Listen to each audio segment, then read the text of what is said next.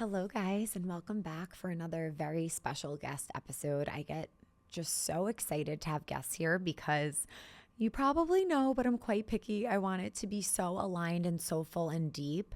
And the guest today, Cimeran, she is so special and was so thrilled at the depth that we go here in Evolve. And she was like, I just can't wait because she felt she hasn't really had the opportunity to go deep with the spiritual community to talk about her journey, but also the product that she has, mantra infused products. So wait for her to talk about that in the episode. And it just felt so nice for her to feel safe here, to know the depth that we go here at Evolve. And she just felt this sense of community while being here. And I owe all of that to you guys. And I got to gush over how incredible the Evolve community is and how special it is to me. But in this episode, we talk all things about Cimeran's journey, her challenges, her perspective shifts that have brought her to where she is now, how the journey of evolving is ever changing and never ending, her battle and struggle with cancer and how she overcame that to live a very radiant, healthy, and aligned life. We spoke about Ayurveda, her product potion, and some other products, and how it came to life and how she gave birth to it. And there's just so much spiritual wisdom and insight that's shared in here. I know it's going to be one of your favorite guest episodes because it surely is one of mine.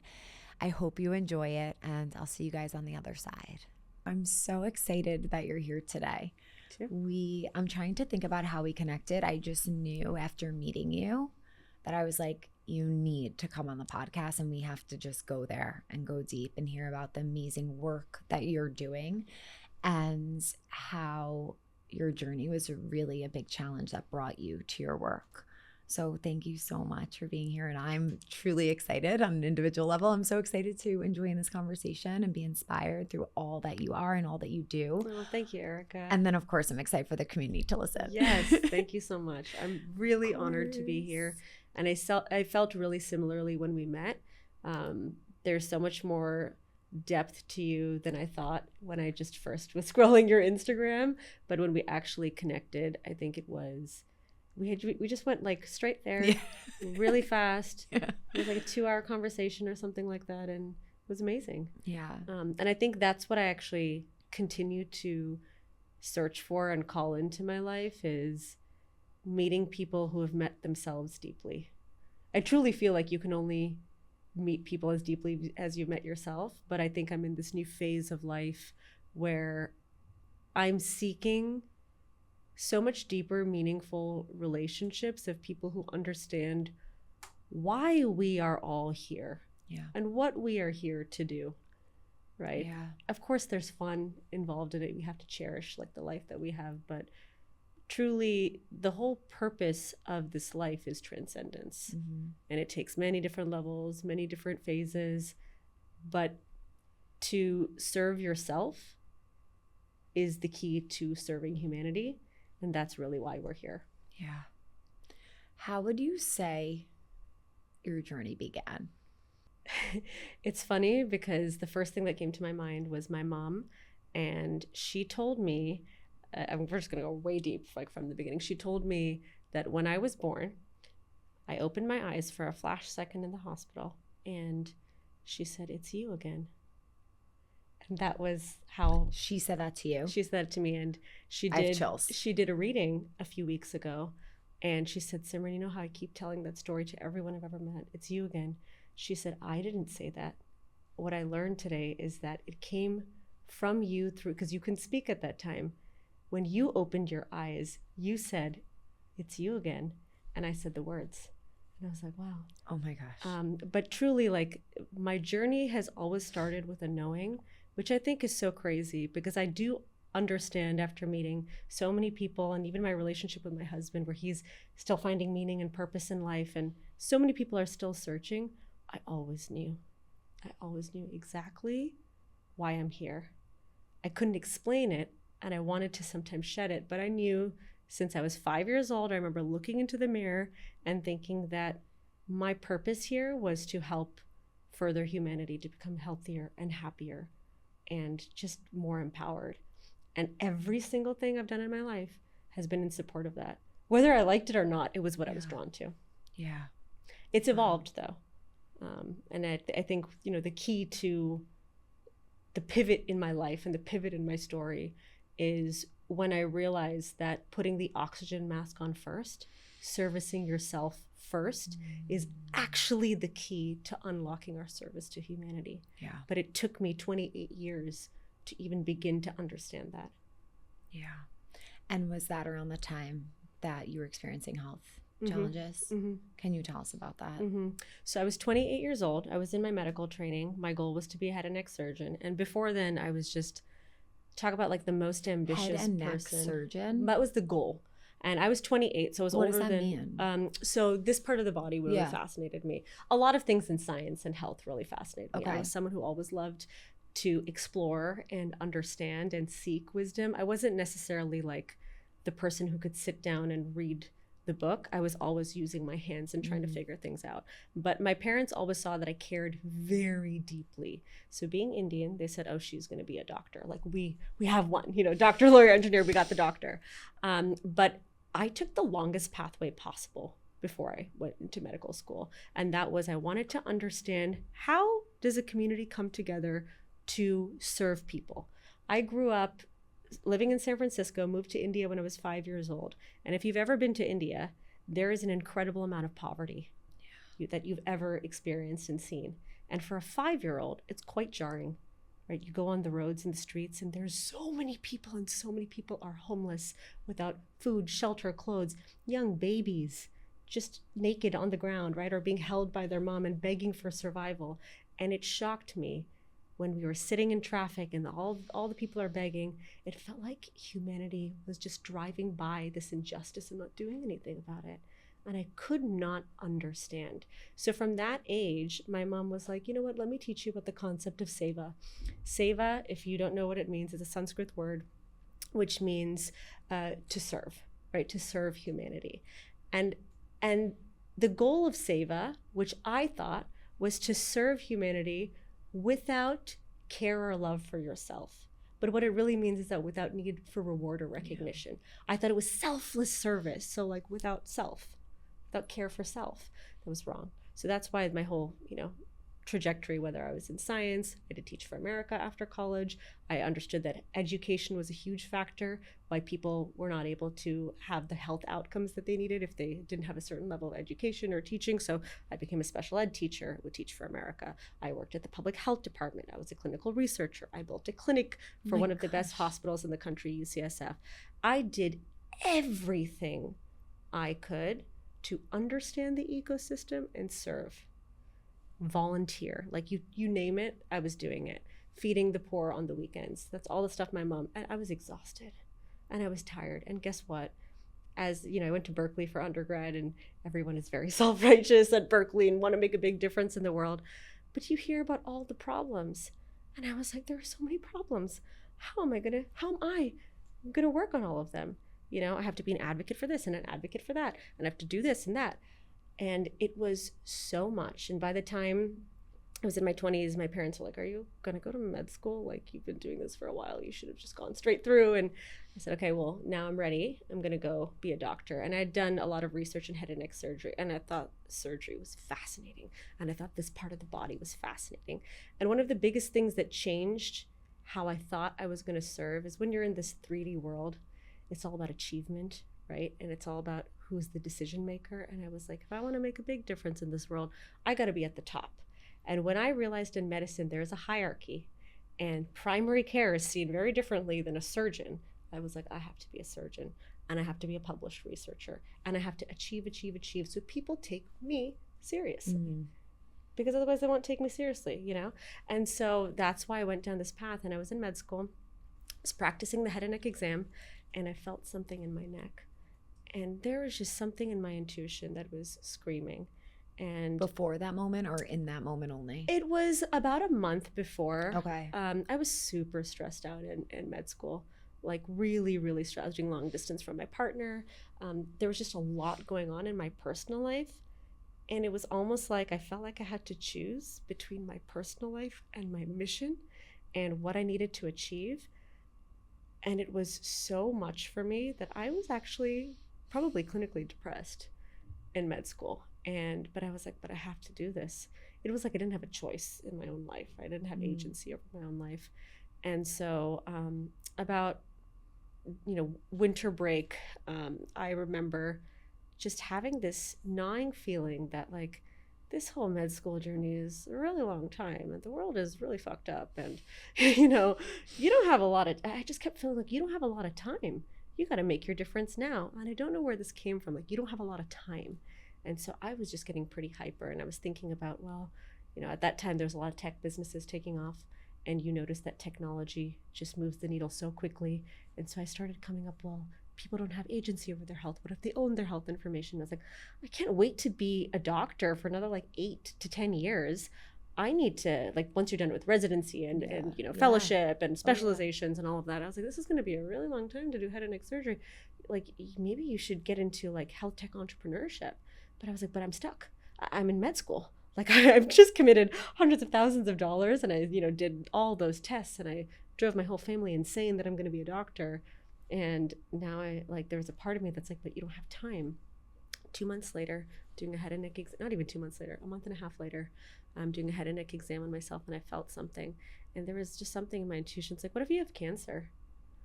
And of course I tell, my doctor, and they laugh, and they're like, you're a hypochondriac. Like, all these med students always like are doing diagnosis and think they have something. I was like, no, I've been in medicine for a really long time. I've run clinics and I've taken care of thousands of families, and I know how the system works. The squeaky wheel gets the oil. Yeah. I think something's wrong. Even my family was like, you're being ridiculous. Yeah. Like, you're in your late 20s. Like, you're young.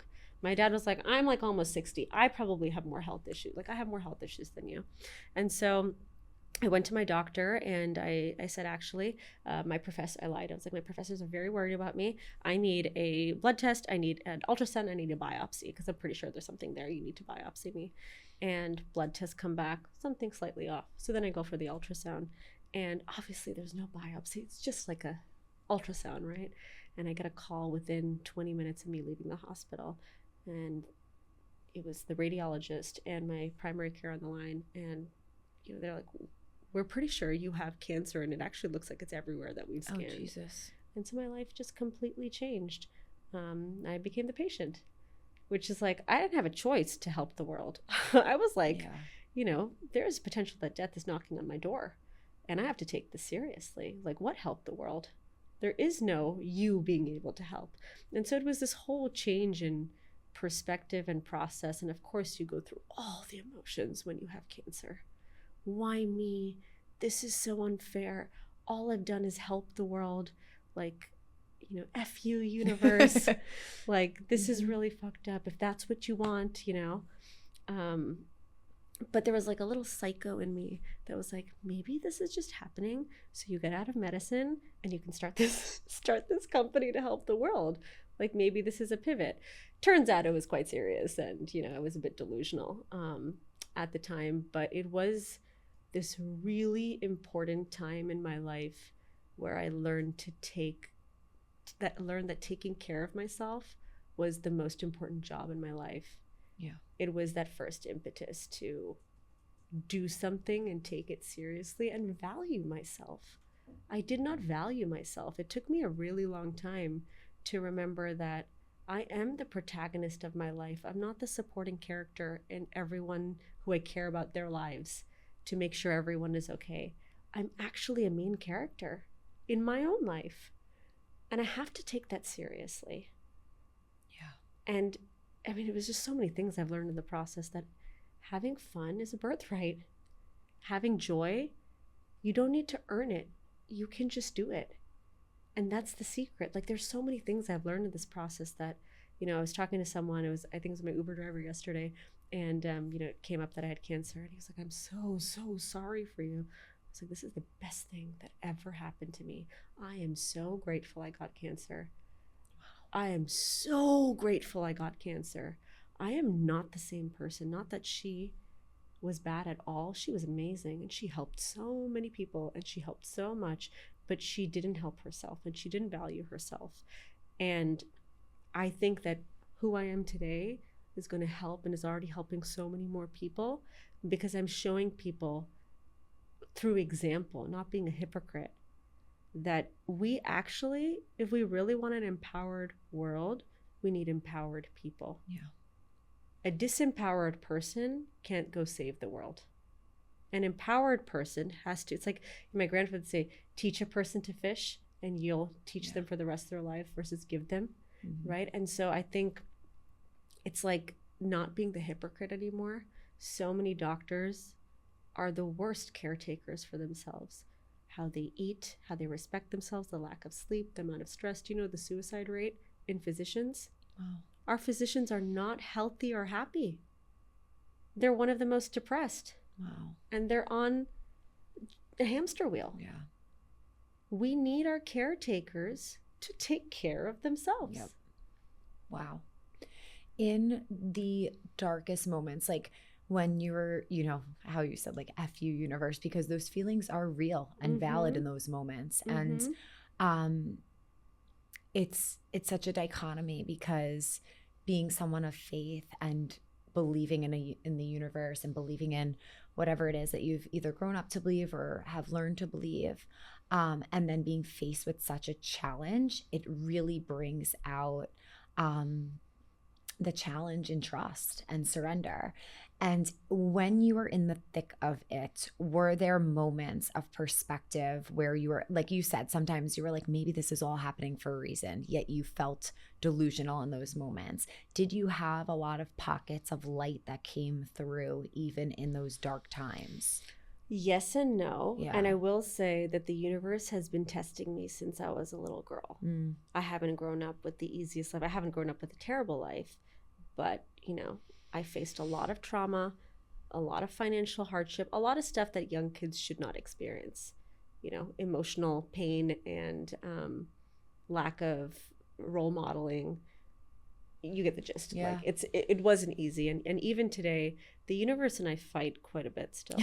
Like, but we are best friends. Yeah. You know what I told my mom recently, it was a few years ago that this second shift happened. I think cancer wasn't the hardest thing to happen to me, actually. It was one of the two hardest things to happen to me in my adult life that were really meaningful. The second was when my first business was not taking off and I almost had to close it down. And that's when the pivot to Potion, which is what I'm doing now, happened. Yeah. That was the real exercise in surrender. Because the first time I learned to value myself. The second time I learned that the mission involved me. It was inside of me versus outside of me. So it was like, you know, Rumi says the wound is the place where the light enters you. Yeah.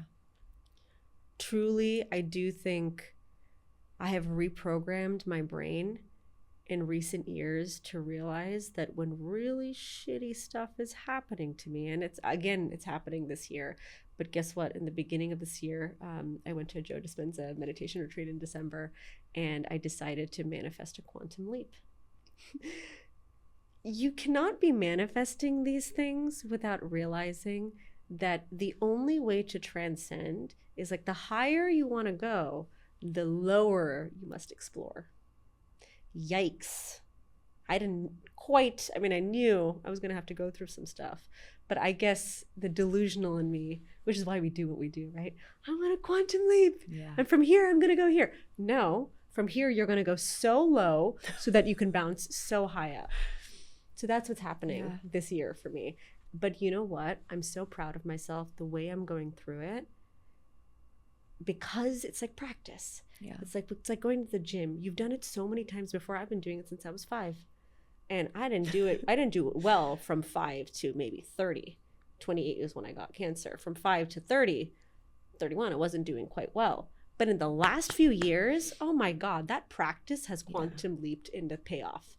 Because now my faith is so much stronger that even when I fight with the divine, I fight because I hate the moment.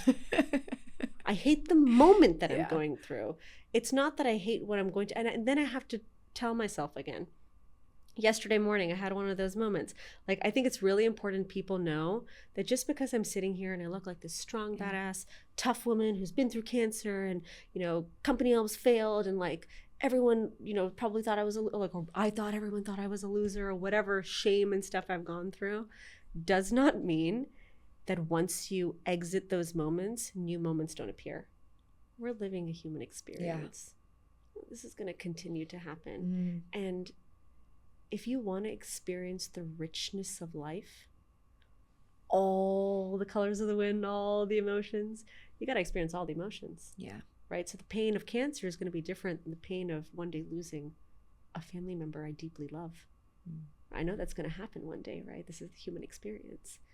Or the pain of, or grief of something else in my life that is unexpected, right? Attachment. I'm starting to live this life where I think when a lot of the stuff that you share, when you're more connected to your essence, you're more connected to your soul, it's easier to not hold on to emotions too long. Yeah. Because emotions are meant to be experienced but passed through. Yeah. The problem is we actually get attached to emotions. Yeah. It's not the thing, it's the emotion that we're getting attached to. But remember, this life is rich and it's abundant and it cycles through. I know we want to hold on to the happiness so much, but happiness is not something you hold on to. Yeah. Happiness is something you can create inside yourself. Peace is something you can create inside yourself. That's why we do these practices. Yeah. Right? It's so true. And I've had such an interesting year as well. I feel like a lot of people who are doing this deep work, this past year has been I was like, why? Yeah. Why, universe? This is annoying. Quite deep and steep and up and down. Yep. And in the moments of like emotional turmoil or feeling all the feelings, having the human experience, when I do this work, I become more of an observer of myself. So like I let myself have the pity party. Yes. Like I was just having one this morning, complete transparency. High five. I love those. Complete transparency. That's why I'm sitting here laughing and crying at the same time as you speak, because I let myself go there and I had a full-blown meltdown, and my husband let me go there, validated all my feelings. And I'm like, I have to go to the city today. I have to do this and I have to. And he's like, so don't do it. Like, you don't have to do anything. And gratefully, like, there are choices I can make, but it of course impacts other people. But in that moment where he gave me that choice, it was like, reminded you I'm that not you're going actually... to choose to sit in this all day. Totally. I said, I don't want to leave my bed today. He's like, okay, so don't leave your bed. Yeah. You could cancel. Yeah.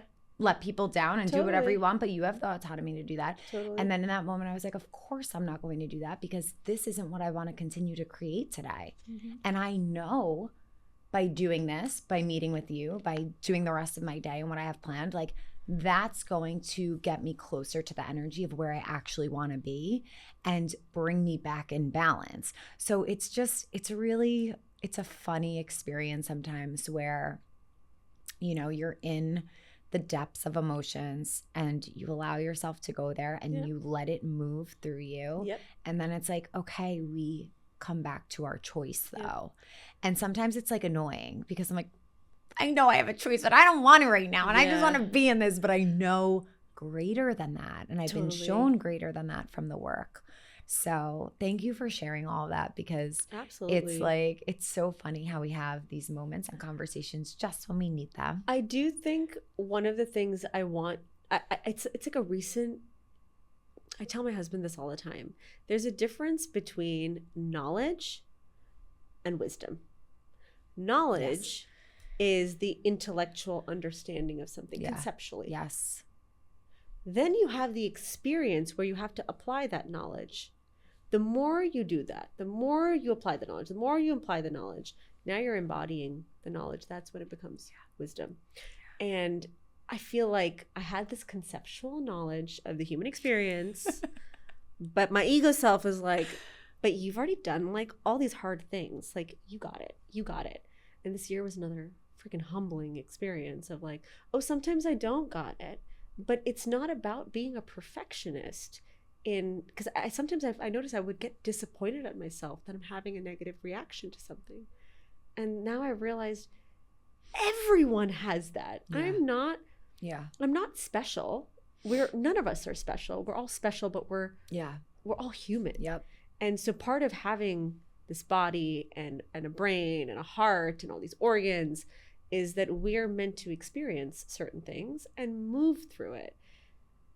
It's the reaction time getting reduced that I'm seeking more perfection around, but you have to have grace with yourself, that just the knowing and the continued embodiment that every moment passes, every feeling passes, but being okay, accepting that you are going to continue to feel bad feelings in your life, and that's okay. You just allow when you're feeling those things to move through it and then choose the positive one. I love everything you just said, and it's so spot on. And the embodiment piece is so important because we hear these spiritual teachings, we read about them in books, whether it's Joe Dispenza or I love like Esther Hicks and wherever we're getting our spiritual content. And it's kind of like when you're in school as a teacher. I was a special education teacher too. So so you go to school, you learn from the books. Then there's the actual application before you really embody being a teacher. It's a student teaching aspect of it. And it's kind of like what's represented there is, I think, the challenge that comes across or the obstacle that comes across. And it's like, okay, now you're actually going to practice experiencing this. And then from there comes the embodiment and the wisdom. And then you get up and you teach like it's something you've done forever.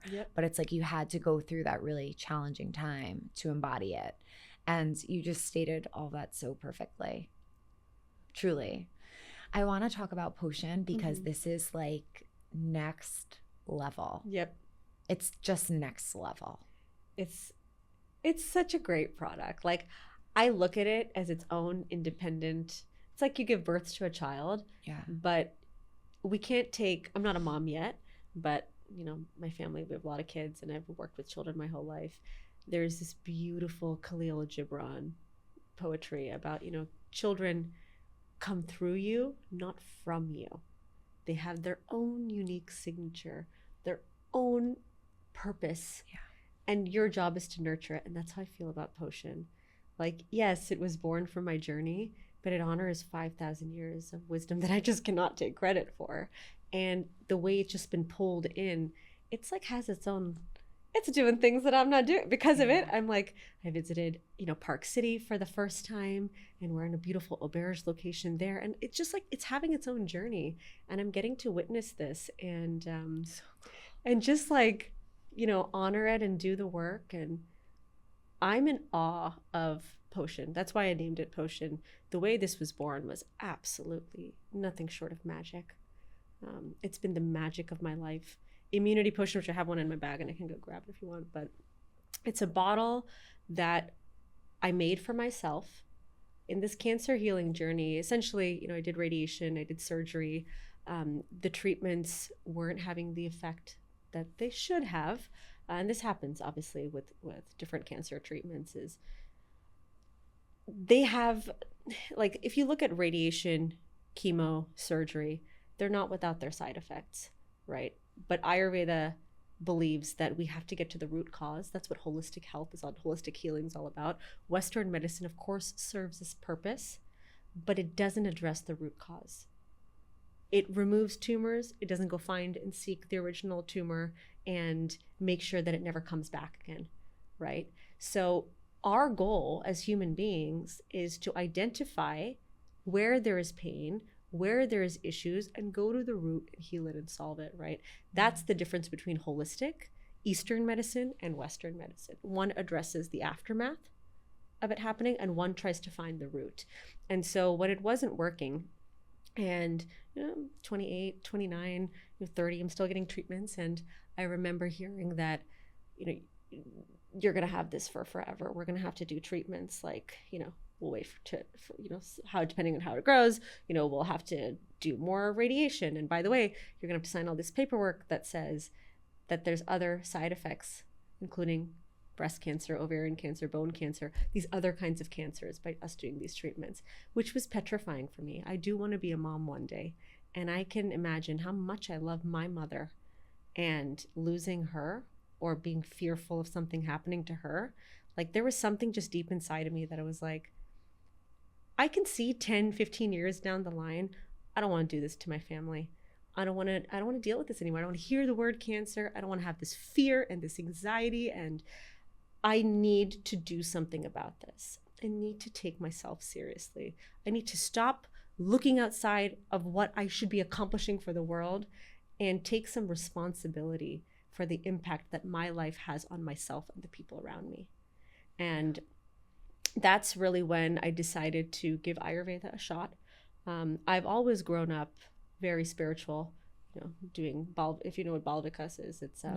my mom put me and my sister in this program to learn all these Sanskrit mantras. And as we're younger, that's where Seva came in. So like just how to be a good person and show up in the world. There was a spiritual guru we'd follow, and he'd say, my life is my message. And it's so crazy because that's how I feel today. My life is my message. Wow. And so there was this part as I was going into medicine, I had to hide myself. I couldn't embody my true self in Western medicine because I have this deep understanding of life as a whole and a belief in something greater.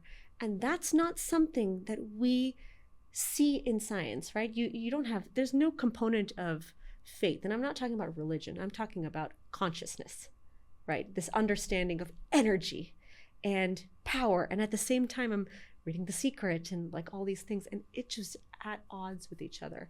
I remember one day my mom in the hospital room, she's talking to one of my doctors, and she's like, what if we, because he's talking about all the side effects, and one of them was death, to doing the surgery. And she's like, what if we do, Ayurveda or these other like Eastern medicines? And she starts naming stuff. And I just give her the stink eye, like, shut up. He's going to think we're wackos. These are my colleagues. Like, you're making us look crazy, Mom. And a year later, I was like, I'm all in. Like, I am desperate. We will try anything. She was like, we'll fly you to Mexico. We'll fly you to, like, wherever there is, Japan, India. And so we ended up deciding to try Ayurveda. Mind, body, spirit. I'm sure you talk about it a lot with your community. But Ayurveda is the oldest medicine in history. It is, I wish I did it from the start, but you learn things on your journey. It's the embodiment of, it's the knowledge of life. It's honoring the wisdom of nature. There's such reverence for nature. Yeah. And when you think about it down to a cellular level, we are nature. Nature is naturally intelligent. You give it the right inputs, the right environment, the right support. It knows what to do. It heals itself. And that is the practice that I started learning, is how to love myself, how to take care of myself, how to honor myself, the nature within me, with plants, with spices, with food. The scientist brain was always on me. Mm-hmm. And I was like, cancer is a disease of inflammation. And, inflammation is the root cause of most diseases, including cancer, depression, skin diseases. I mean, most of the diseases we have is inflammation. So I wanted to know, what did Ayurveda say about inflammation and immunity? And that's actually how Potion was born, is part of me learning how to meditate, how to breathe, how to spend time in nature, eating more plant-based, just getting in tune with myself. The scientist part of me is like, okay, but immunity, what do we do here? And that's how I found the different formulations in Ayurvedic texts that have been around for millennia, thousands of years, and matching it with clinical studies of what has been studied and researched for Ayurvedic herbs and medicines. And that formulation was Potion. It started off, there were so many phases. It's just a really beautiful process of how Potion was even born. But from the powders, and my mom and I are doing it together the whole time. Wow. And she is the person, like, she just prays. She has the strongest faith of anyone I've ever met. It's so beautiful because she's had a really tough life. And how she's supported her family, how she's raised me and my sister. This woman, she is 100% love. And love is the most powerful emotion in the universe. And her love of the divine is beautiful. And she's been teaching me that. So as we would make the potion, we didn't have a name for it at that time. It was like the immunity thing. It was called like immunity concoction is what we would call it, right? We would chant. And at first it would take us like several hours and days to kind of figure out this process. But based on all the different Ayurvedic coaches, I mean, we paid thousands of dollars going to all these Ayurvedic doctors and coaches. And I would compile all the lists of what they would say to take and all these ingredients again and again and again and again. And then my research would all show up. So we would make something that was palatable. It was not palatable in the beginning. And we would chant all these mantras, the Gayatri mantra, all the shlokas. We'd play bhajans for hours. It was such a fun thing to do. And today we have immunity potion. I can't believe it's even a company, because we did this in private. We did it in secrecy. And it wasn't something I talked about. I was trying to build a health tech business. And it wasn't taking off. But I was healing from cancer, and people wanted to know how. And so I talked about Ayurveda and how I meditated and how I could do my walks in nature. Nobody can think that these things actually have an impact on your health. And they're like, but what else are you doing? And I was like, well, eating mostly plant-based, and I take these herbs and spices every day. And that was the thing that everyone harped on. And what the most beautiful part about it is, that was the one thing that I used all of my background, all of my passion, all of my experience, like my career, my culture, my faith, love, and mantra to make this. And this was the thing that people wanted. Yeah. It's crazy to me. It's crazy so to me. Mm-hmm. How did you choose what mantras you would infuse it with? So the Gayatri mantra is one of the most powerful mantras. What one is that? It's Om Bhur Bhuva Swaha Tat Savitur Varenyam Bhargo Devasya Dhimahi Dhiyo Yona Prachodayat. It's one of the most powerful mantras that is said in almost all religious ceremonies. We say it at least 9 times. My mom and I, we chant it at least 108 times. So if you look at the beads, the chanting beads, they all have 108 beads in them. So we would chant it 108 times, and then we would, oftentimes just play someone singing it in the background. It's just, I know that you do a lot of mantras as well. There's something so healing about it.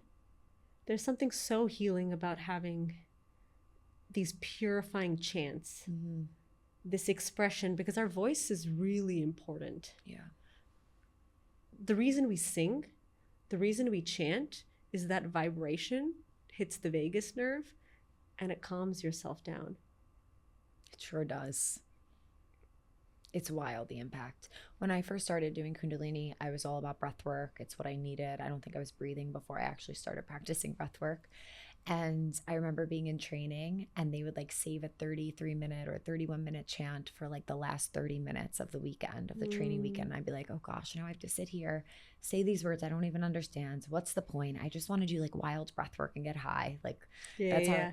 And then all of a sudden, you start to feel the impact of this, and it's undeniable. And now I'm like, I chant every single morning. Do you listen to bhajans? I kind of want to see where this overlaps with what I practice with Kundalini. So I know in Kundalini, a lot of the mantras are verses from the Japji. Are you familiar with Japji? So how does that like connect to the ones that you're practicing? So there's an artist I want to bring up. She's phenomenal. Her name is John V. Harrison. She's a friend of mine, but I was actually listening to her music before we became friends. Cool. And she does a lot of Krishna related singing, but singing is such a devotional practice.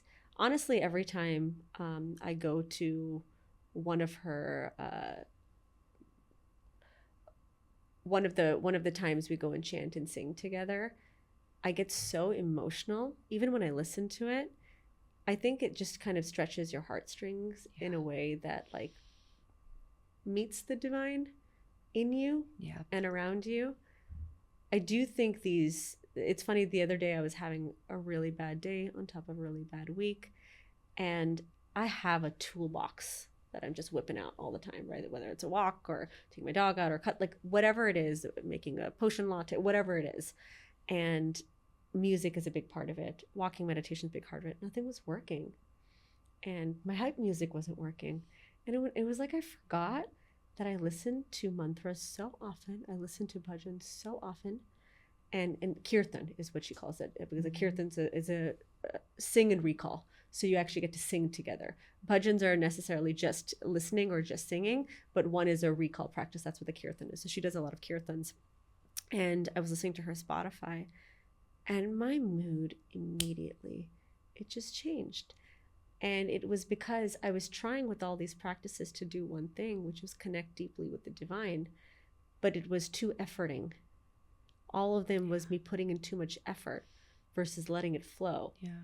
And these sort of kirtans and bhajans allow you to be immersed in it. You don't necessarily need to sing it, you're listening. And then there is the flute, there's the violin, it's all the different instruments that are playing to you, the sitar, and these strings pull at your heartstrings.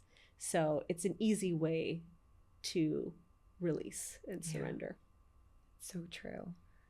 Oh my goodness, it's so powerful. And I know I have this playlist on my Spotify, which is protection mantras. And instantly, like soon as I start, I could be feeling any type of way. And I put that on and my energy shifts. And I started using it when I would fly, like just being in an airport, having like pre-travel nerves, not being in control and flying the airplane, all those things when I was a former control freak. Before, you learn how to truly surrender, which is an ever evolving experience. Totally. But I would listen to it and I just started like floating through the airport, feeling like I wasn't even there. I wasn't impacted by the energy around me. I wasn't looking around. I was just being. And I was like, there's power to this. And then I started to share it. And I think that's like my most followed playlist because everyone feels it who listens and starts to chant. And it's so true. I know my teacher talks a lot about our sound current and hearing our own sound current and how powerful that is. So like chanting with your own voice and using your voice and then maybe recording it and listening to it, the impact that has because it's yours, it's your current. But it's true. It feels effortless. And I always say to people as well, if you're having trouble, if you're going through a really hard time and you're having trouble getting to your meditation practice, this morning I cried through my whole practice. Yeah. I was like, I can't even practice. Yeah. So I'm like, mantras, that's it. Yeah. Putting my mantras on. Do you feel like you're getting more sensitive? No, because it's something I've been thinking about a lot. No, it's a thing for sure. Yeah. Because it's kind of like what you said before about how high you want to go is how low. It's how open you are is how much you're going to then feel as well. So, and there's ways of, turning that up, turning it down, turning it on, turning it off and protecting. But yes, I could be extremely sensitive for sure. And it's such a blessing in some ways and then it's challenging in other ways. Yep. I used to think it was the worst thing about me is how sensitive, because I think the world doesn't want you to you live in New York City, right? Toughen up and you're too sensitive. But I do think sensitivity and caring is a superpower that I'm recently trying to have a greater unlock around, because I started hardening myself up just a little bit, just an outside. It was more like a protection shell. Yeah.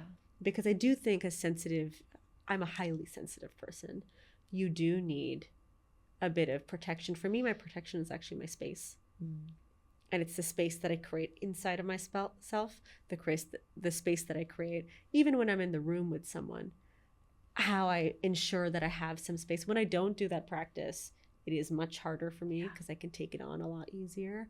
But I do think that sensitivity is a superpower. It allows you to tap into, I feel like I'm so much more psychic and intuitive. And I feel things so... Energy exists. I think it's something I've been teaching a lot of people in my life, that it's energy that forms matter, not the other way around. And we know that energy is everything. Ayurveda's known this for forever. Our bodies start off with different energies from nature. Yeah. Earth, water, air, ether, fire. Do you know which one came first?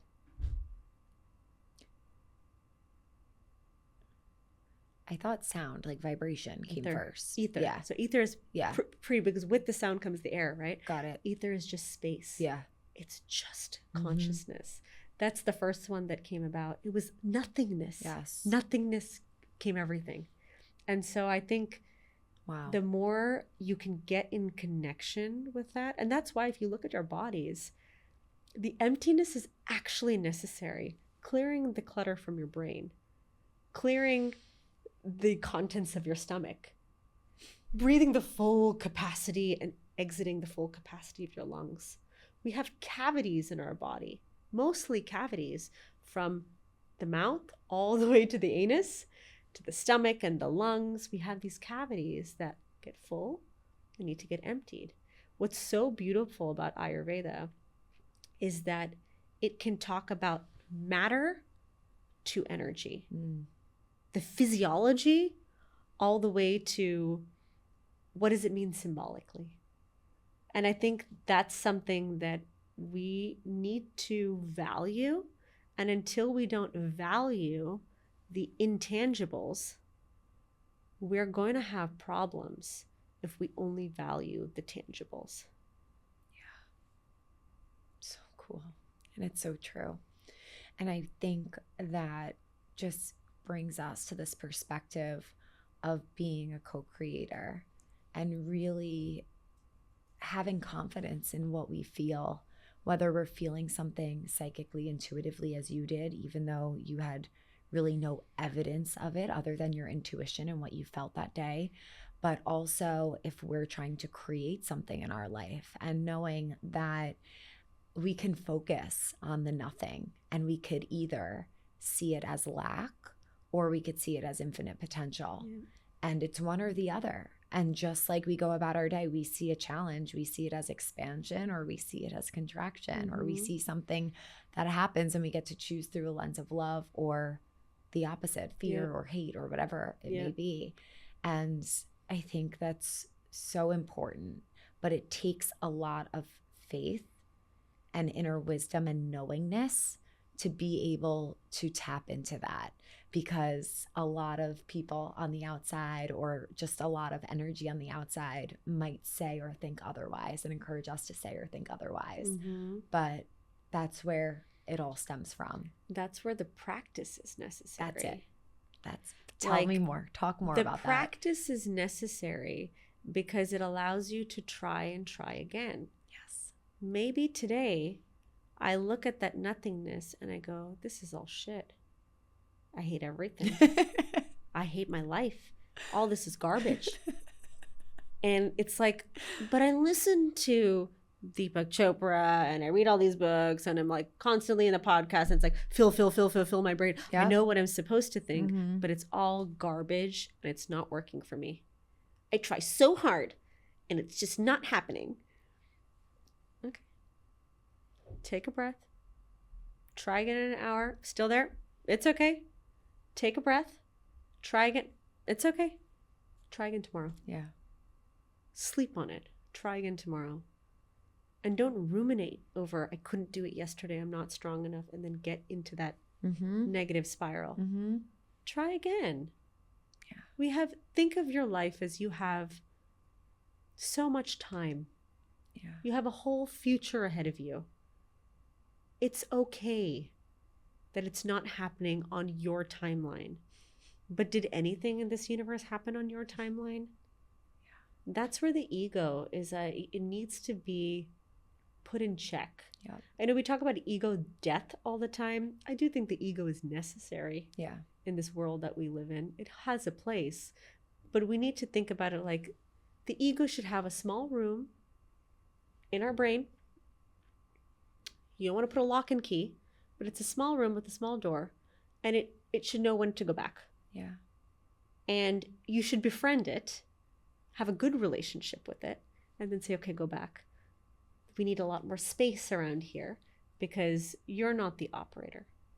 Yeah. Right. And that's also the observation, being able to be like, okay, the ego's door has opened and the ego's door has closed. Yep. Just becoming more of an observer. Exactly. And as we talk about practice, I feel like the meditation practice that we have has like there's the practice in this realm where we try again tomorrow and we try again tomorrow and the trigger comes up and we try again tomorrow. And then the extension of that is having a practice, whatever it may look like, whether it's walking the dog or walking or listening to mantra or breathing, whatever the practice is, that can help us come back to that baseline of neutrality.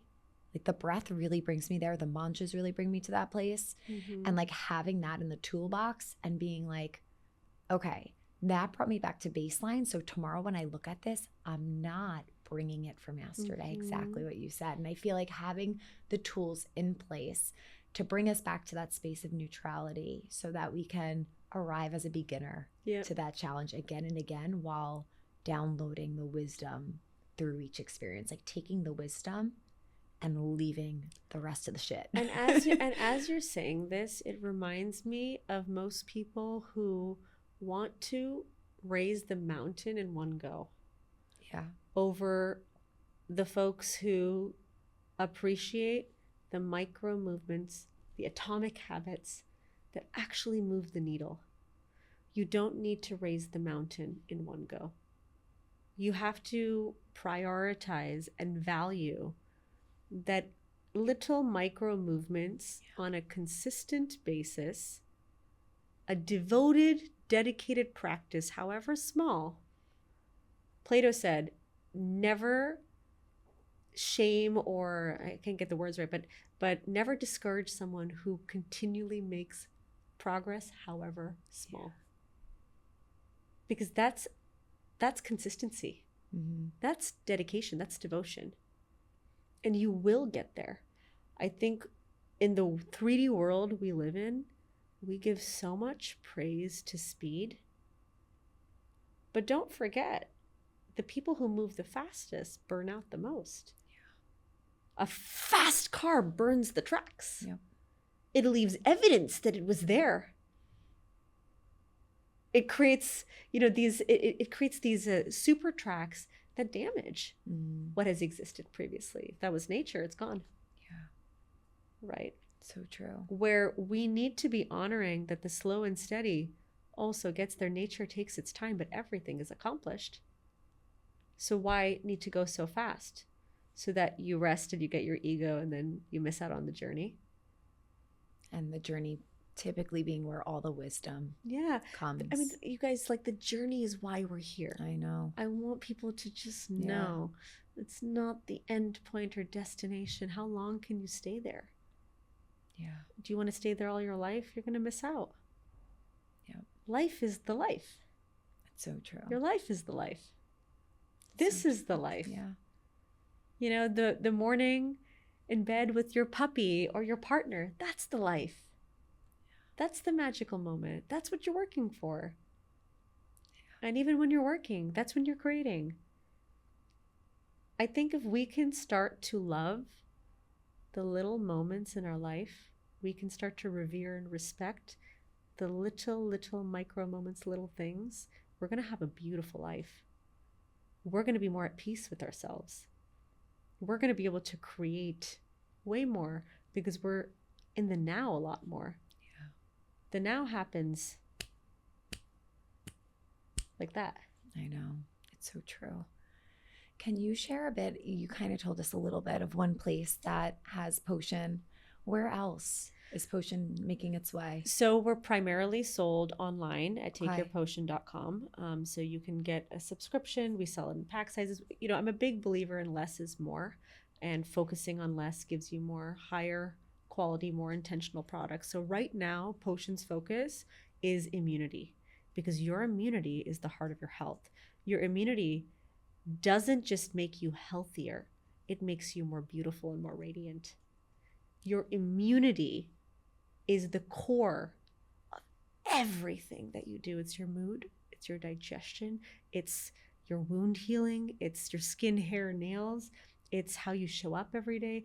It's not just protecting me from getting sick. Of course, that is what we think about originally when we think of immunity, but it's all these other things. It's showing up in your full vitality for Ayurveda. So we sell 1 immunity potion and 3 tools, and those are ionic copper bristle dry brush, a pure copper tongue scraper, and a pure copper tumbler. The tumbler is to filter and purify your water and make your water more alkaline. You know, in Ayurveda, how you put fluid in your body, and the way you honor that is really important. And copper is a really needed metal and mineral in our body. And when water touches the surface of pure copper, not lacquered copper, right? Then you're not actually touching copper, it's chemicals. It will start to rust. It's not a bad rust. It actually is how your water is getting infused with copper, and it makes it naturally alkaline.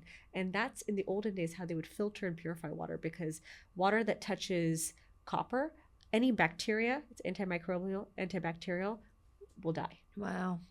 Obviously today we have hormones and things in our water, so water filtration system is also needed. But this is a way, small vessel, drink my copper water, scrape my tongue 2 times a day.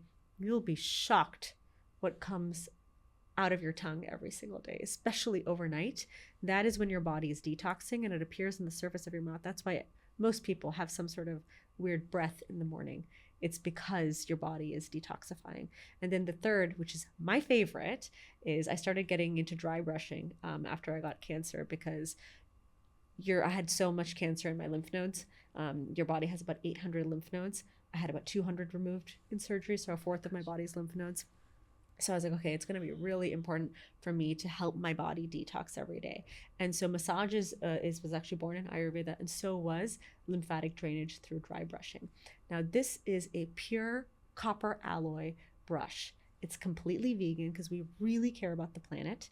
So everything we do, it's not just effective, it's also beautiful and luxurious, and it's also vegan. It's sustainably sourced. And so this brush, you move upwards towards the heart, and it'll not only exfoliate your skin like nothing you've ever seen to leave really smooth, soft skin, but it helps you accelerate the drainage of lymph. And because it's copper, it actually grounds your body as well. So especially living in a concrete jungle like Manhattan, where we're not getting a lot of access to soil that we can put our feet on and ground ourselves, which we know that causes electromagnetic balance in the body. That's why we need nature, right? That's why people walked barefoot on the earth. Is like, when you go to the beach, do you ever feel so calm? Of course, instantly. It's because of the negative ion transfer that happens on the surface of your skin. And using a copper brush also does that. So 3 tools to detox and 1 potion to nourish. And this potion has 13 Ayurvedic herbs and spices, clinically studied for not just their immune enhancing properties, but all the different organ systems. Tulsi is known for blood purification. Ginger is known for digestion. Cinnamon is known for blood glucose control. Cardamom for detoxing your body. Amla for the highest vitamin C content of most fruits and vegetables on the planet. So it has 13 of them that are synergistically combined. For example, we have black pepper and turmeric, which helps the absorption of turmeric by 2,000%. It's all bioavailable. It all works synergistically, like Ayurveda has known. Ayurveda does not sell single herbs, or it's always a decoction, because nature works together as a community. We work together as a community. And it's not just targeting one thing, it's targeting everything to help it work better. So that's what we focus on at takeyourpotion.com. And then we're also sold at some very high-end luxury spas and resorts and wellness stores. We're actually launching Pop-Up Grocer in a week. Amazing. We're at The Well in New York City. So you can find us in New York at The Well. You can find us at Pop-Up Grocer for the winter. And then we're also, for those in Connecticut, we're in Auberge Resorts, Mayflower, Inn and Spa, in the spa there at The Well. We're also in Aspen at Hotel Jerome, which is also an auberge resort in Colorado. We are in Park City at the Lodge at Blue Sky Auberge Resorts. We're in Necker Island. You can find us in the spa there as well. I'm missing a few Good Earth in Mill Valley, International Orange, Sen Spa. So we're getting into a lot of these beautiful wellness spas that really look at health holistically and bridge this inner and outer beauty and radiance. And we'll be looking at a lot more in the coming year. Love, where people would like to find us, but you can definitely find us online, TikTok, Instagram. And what's the handle there so everyone can Take find Your you? Potion. Take Your Potion. Yep. Beautiful. You're doing such amazing work. And this whole message that you shared based off of your journey and just I mean, everything. It's just divine how people meet when they're meant to. Totally. Meant to hear. You're definitely a channel. A lot of things I needed to hear too. And I know that the community is really going to enjoy this conversation. So yeah, thank you so much for having me. Thank you so much. And you can come back anytime. I hope you guys enjoy the conversation as much as I have. We've linked everything in the show notes if you wanted to check out Potion or even follow along with her journey and her page. I left really getting so many messages of what I needed to hear today too. So I hope you did too. Thank you so much, as always, for being here, for supporting the podcast. I love you so much. If you feel like anyone would like to listen to this conversation, we always appreciate shares. And if you enjoyed it, liking and reviewing the podcast means the world. It helps this to reach other like-minded individuals and people that can benefit from these conversations. Thank you so much for being here. May the longtime sun shine upon you. Sat Nam.